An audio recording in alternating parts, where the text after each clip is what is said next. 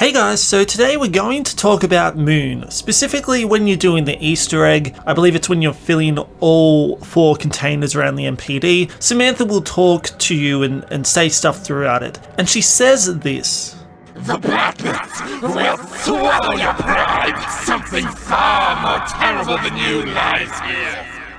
Now at the time, no one really knew what this meant. I thought it actually meant Lucifer or Satan, but now with Black Ops 3, when we bring in the Keepers and the Apothicons, it really makes sense that she is talking about the Apothicons. Now why do I think it's the Apothicons? Well, we know the MPD is pretty much a way for someone to get into the Aether. Now in Gorod Krovi, there are a couple of ciphers that talked about how the Apothicons came to be. Now one of them says, in the beginning there was only the Keepers, but then corruption of the Dark Aether leached its way into the realm and twisted the minds of some of the Keepers. These Keepers turned to shadows of their former selves and eventually became the Apothicons. So Apothicons are pretty much just Keepers who turned evil. Now the second cipher, it says, once the Great War ended with the defeat of the Apothicons, the Keepers ascended to become the wards of all universes. The surviving Apothicons were cast out, banished to the Dark Aether beneath creation. After eons of exile in the Dark Aether, the Apothicons evolved into twisted creatures that now bear little resemblance to their Keeper brethren.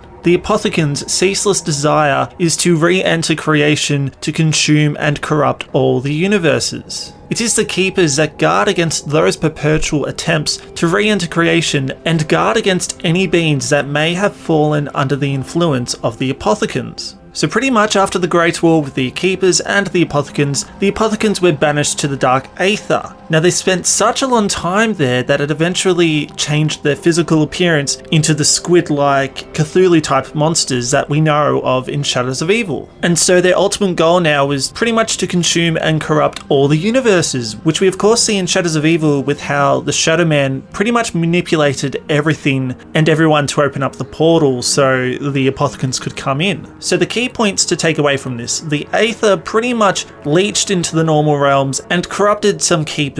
Those Keepers were then called Apothicons. The Keepers and Apothicons had a big fight, the Keepers won, and they banished those Apothicons down into the Dark Aether, where it then changed their appearance. Now remember in the Moon radios when Richtofen was first testing the teleporters, and he went in one and he ended up in the cavern with the MPD, so he was pretty much on the Moon. He ended up touching it, he got a static shock, and then he could hear voices. With that touch, he has somehow made a connection with the Aether, and the Apothicons can pretty much talk to him through that connection because they are in the Aether as well. And so while Richtofen, he was always a bit evil and a psychopath, the voices of course, amplified those and of course made him like a crazy Nazi, the one we all know and love. And so that also answers why Samantha and Richtofen as well, they sound demonic when they're in the MPD. Even Samantha, when she swaps souls with Richtofen and she ends up in his body, her voice has changed. It's not the evil darkness like that quote I played earlier. It's her little girl voice, but it's got that weird fluctuating part to it, I guess. It's just got a differentness to it. And that's because I think of how the Aether corrupted her, because she was in that for so long. Of course it would corrupt her for a bit, or maybe it doesn't even have to take that long, but I think that's why her voice is weird, because she was corrupted by it, in the same way that the Apothicons were corrupted by it.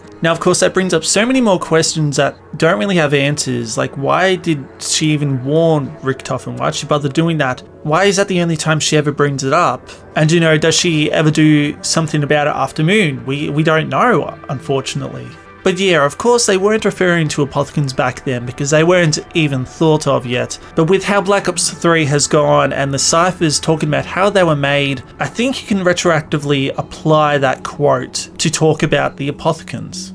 Anyway guys, what do you all think? Thanks for watching and I'll catch you guys later. Cheers!